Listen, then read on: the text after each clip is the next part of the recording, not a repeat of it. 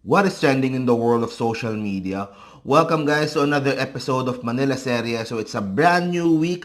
May mga panibagong proyekto na naman po na ginagawa si Yorme ISKO at kaninang umaga nga po ay nandun po sila nag-inspection sa Metropolitan Theater dyan po sa Mayloton. And very exciting news po. So panoorin po natin yung mga plano po nilang hakbang po para po ma-redevelop ang Metropolitan Theater. So let's watch guys. Many years, even decades, hindi po nagamit yung Metropolitan Theater. So what's our vision for this and what are we looking forward to?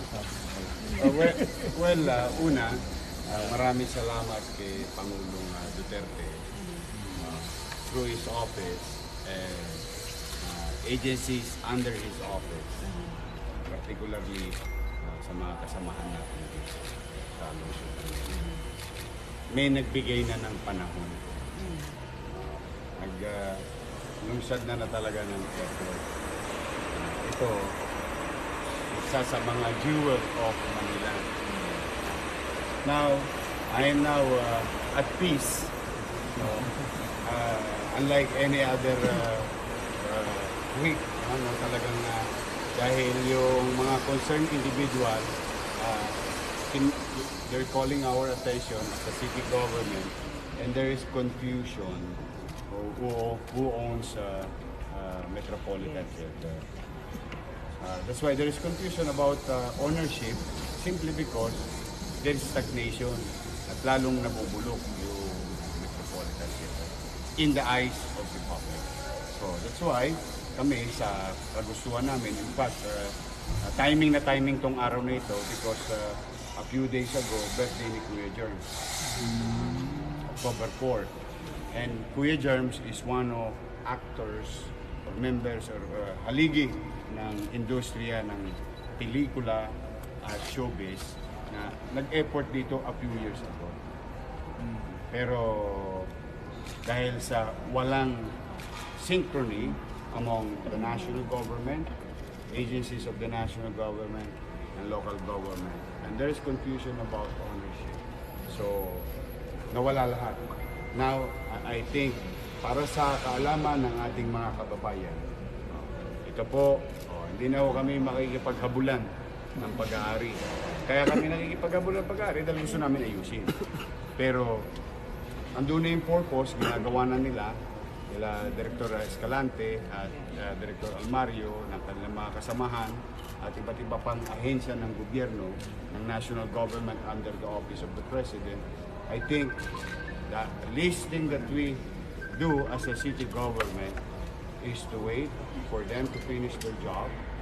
And yung labas naman ng Metropolitan Theater, in line sa kampanya ng Department of Tourism, Culture and Arts, pagpapalaganap ng Office of the President. Ito, kami naman yung amin, sasabayan namin sila.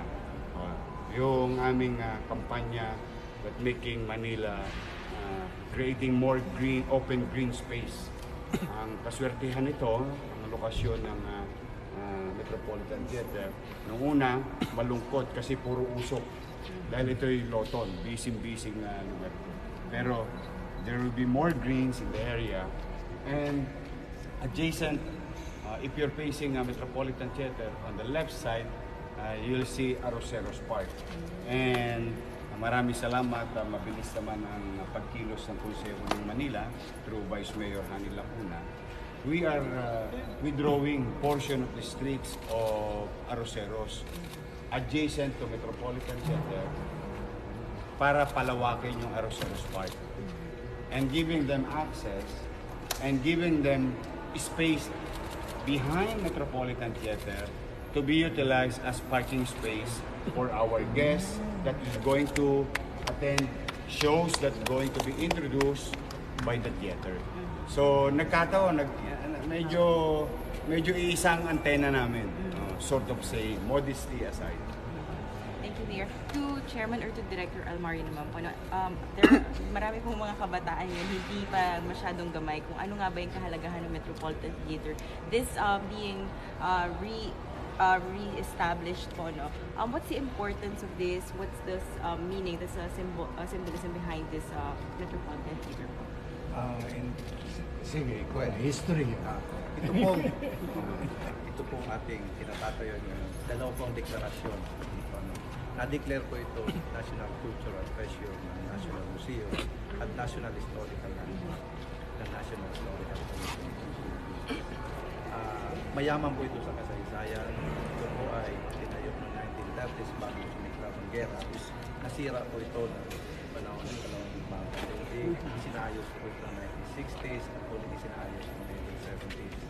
Kaya lang nakakton po ito ng transition from pre-EDSA to post-EDSA. Kaya po ito namamayaan simula mid-80s hanggang post ito ay mapunta sa kamay ng NCCA.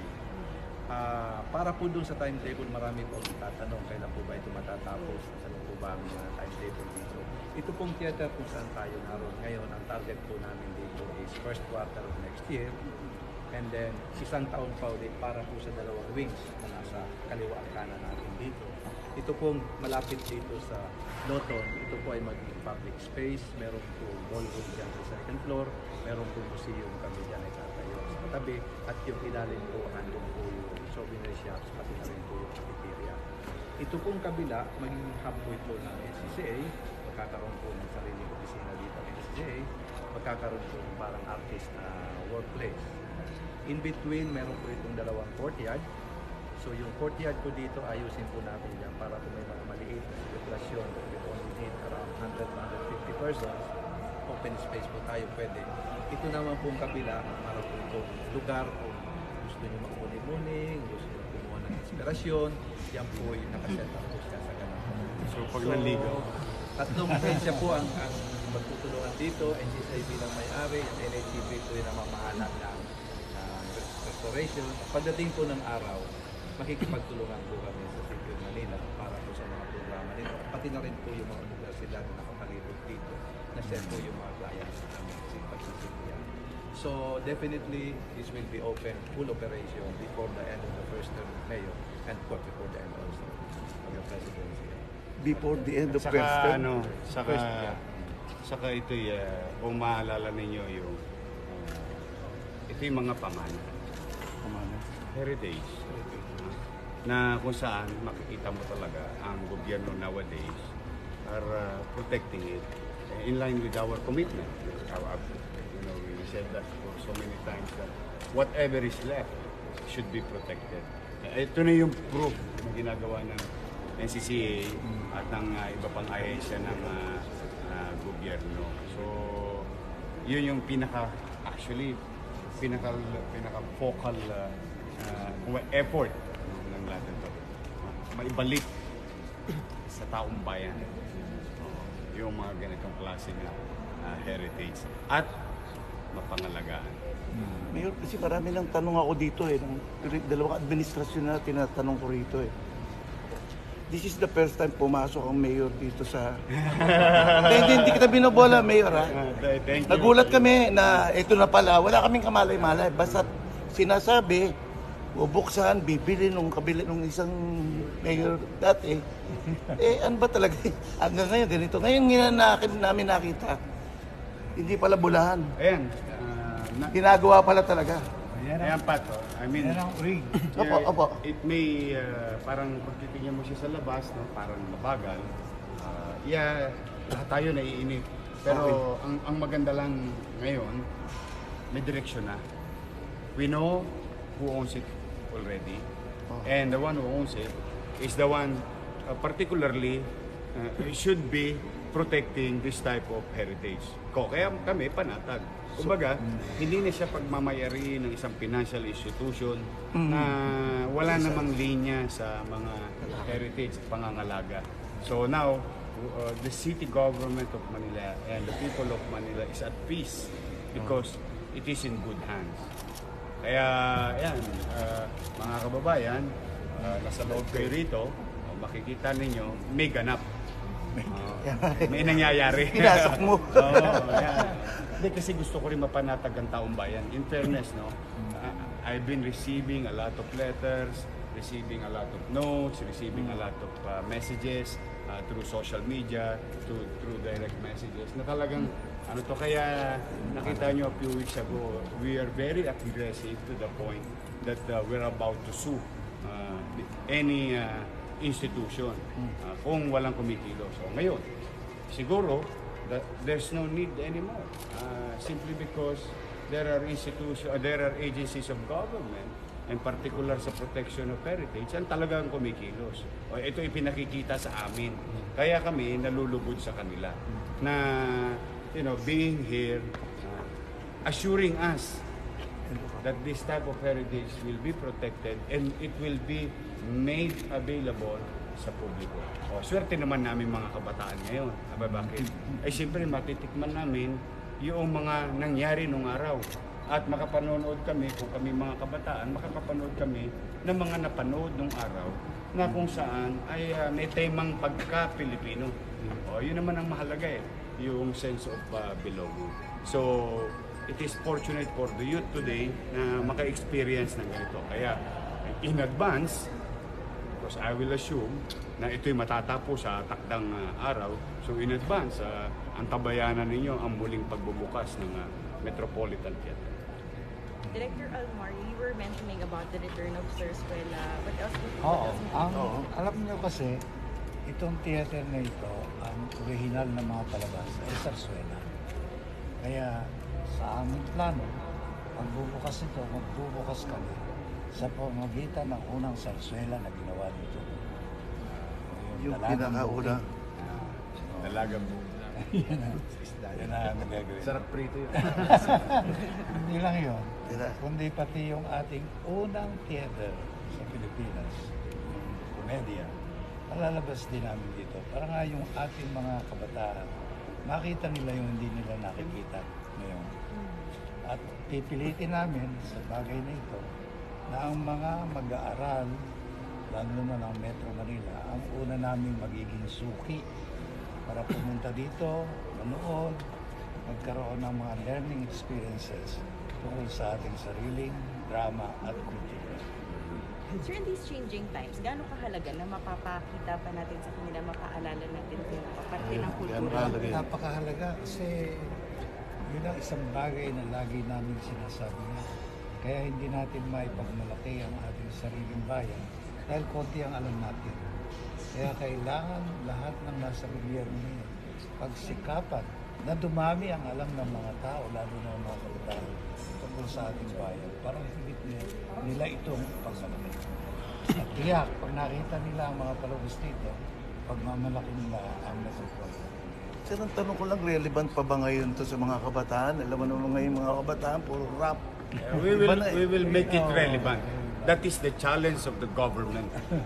To remind the youth today, that is our job. And that is our challenge. To make everyone feel where they belong. Yun obligasyon naming lahat yun. National government, local government. Kaya may awa ang Diyos. But of course, with your help, especially kayo sa media, in propagation, promoting this type of heritage, malaking bagay ang partisipasyon nito. And of course, sir, makaka-boost ng tourism natin. Definitely. That is a fact. It will be a fact later on. Talagang totoo yun. Alam ba ninyo na hinahanap na ito ng mga turista?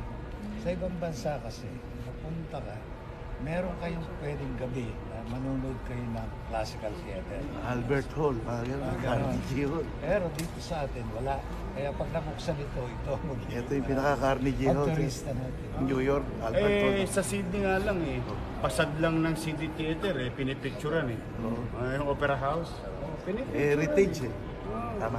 Diba kahit nandun ka sa kabilang dagat, background mo lang. Kaya kung meron ng Met, may enough parking to accommodate our clients for Met, then you have a park there. Tapos bawas ang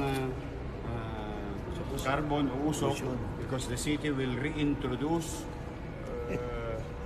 greening the entire Loton. Yan yung...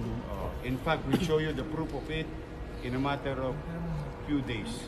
Just across one of the famous historical bridge in the city of Manila. Ayan, ginagawa. Mapapasya ninyo, may ginagawa doon. Abalang-abala ngayon doon. May ginagawa. Kasi yan, tagos-tagos yan. Kaya pagka nagkausap-usap talaga ang mga ahensya ng gobyerno nasyonal at lokal, kami sinisink in na namin. So if we have information with the plan of the national government, the least thing that we can do as local government is sabayan na namin yung area. Reintegration. Kaya that's our job. It's gonna be a challenge. That is a fact.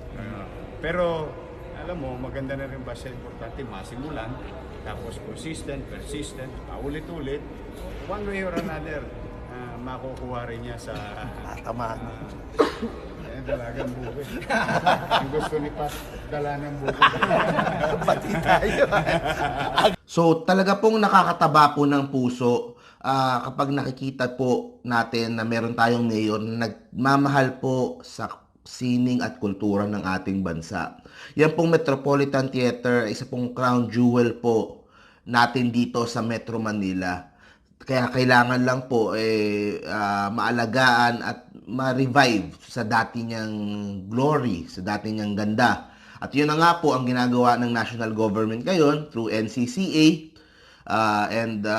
The same time po, yung lungsod ng Maynila naman, they're doing their part din para maiayos naman po yung gilid. Nung una po, gusto nila Yorme Isko, lungsod ng Maynila na sana ang bumili at mag-ayos ng Metropolitan Theater. Pero since yun naman po, nakita naman niya, ginagawa naman ng national government yung kanilang part para po i-revive itong theater na to. So, naging kampante na din po yung loob ni Yorme na inaayos na po at ginagawa na. At yun nga po ang sabi, yung pong isang parte, yung main stage, baka as early as February next year ay pwede na po itong buksan, pwede na po itong lagyan ng mga shows na magpo-promote ng arts and culture po ng ating bansa through music and play. So nakaka-excite po talaga kasi ako bata pa lang po ako, nadadaanan ko na yan, ang tagal po nakasarado, napabayaan, napamahayan ng mga iba't ibang tao and na-vandalize. So ngayon po talagang naka full effort po ang national government at local government para po ayusin po ito pong Metropolitan Theater na ito. Yan nga, ang sabi nga ni Yorme Isko, isasara yung parte doon sa may likod ng Metropolitan Theater, yung kalsada para i-connect sa park, gawing parking, then at the same time mapaganda, parang i-connect na din nga siya sa Aroseros para lumawak yung mga green spaces sa Manila. And napakaswerte nga din po natin nga na nasabay po na ang mayor ay very supportive po sa mga ganitong klase ng mga palabas in promoting Philippine culture. Ito po ay importante para maging proud po tayo kung sino po tayo, magkaroon po tayo ng Philippine identity. And maging taas noo tayo kahit kanino dahil tayo ay may mayamang kultura, tayo ay may mayamang nakaraan. Wag nating ikahiya na tayo ay Pilipino, tayo maging proud dahil kaya nating umangat, kaya nating lagpasan lahat ng mga challenges na meron tayo. Yun po ang main message ni Yorme Isko dito. Kaya napaka-importante po na buhayin po itong Metropolitan Theater na ito. So yun, so at least hindi na yung sila Yorme Isko ang gagastos para ayusin yung Metropolitan. Pinasalamatan nga yung national government for fixing ito pong Metropolitan Theater. Binili and ngayon inaayos po yung renovation. And ang importante, kahit medyo mabagal na konti, gumaandar. Yun naman po ang importante. So, napaka-exciting po. Hopefully, February next year, makapanood na po tayo dyan. And buhay na po yung buong area na yan. Mula Metropolitan Theater, yan, papuntang Mayhan Garden, Bonifacio Park, City Hall, Aroseros Park, na-revive yung buong area na yon. So, plano pa nila i-extend pa lalo yan para gumawa ng tourism corridor. Napaka-exciting po. Yan po, ito po ay isang klase ng pamahala kung saan nakikita nyo po yung resulta. Nakikita nyo po yung everything is working together para po to achieve a certain goal. So, yun po. That is my take regarding this. Napaka-exciting news po. Thank you very much guys. So, we'll be posting more videos about Yorme ngayong araw. So, abangan nyo lang po. Thank you very much for joining us. See you po sa next video natin. Bye-bye guys. Pilipinas, God first.